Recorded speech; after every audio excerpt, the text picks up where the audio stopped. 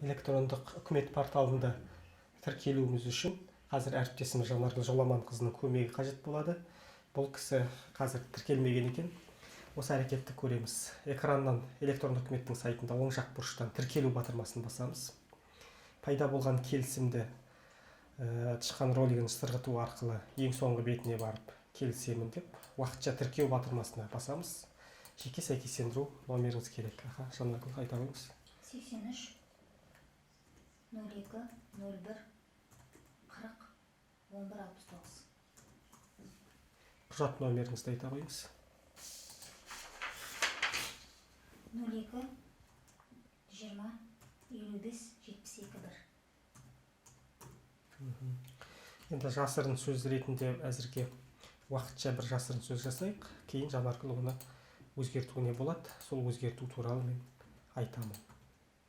Так, сіздің электрондық почтаңыз жоқ. Уақытша менің почтамды жаза қойып тұрайық. Тіркелу батырмасын басамыз.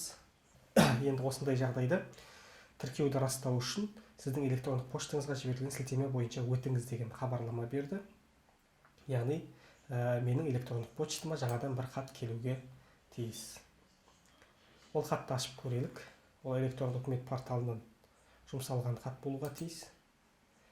Міне соңғы келіп тұрған хат. Бұл жіберілген хаттың мазмұнын оқысақ, әрі қарай әрекетіңізді растау үшін берілген сілтемені басыңыз деген мазмұнда. Сілтемені басамыз. Нәтижесінде құттықтаймыз, сіз Қазақстан Республикасының электрондық үкімет порталында сәтті тіркеуден өттіңіз деген хабарлама берді. Енді біз жүйеге кіруімізге болады. Яғни бірінші, екінші ақпарат қазір Жанаргүл Жоламанқызында қолында бар. Жеке сәйкестендіру номері және осыған жасырын сөзі екінші ақпараты бар.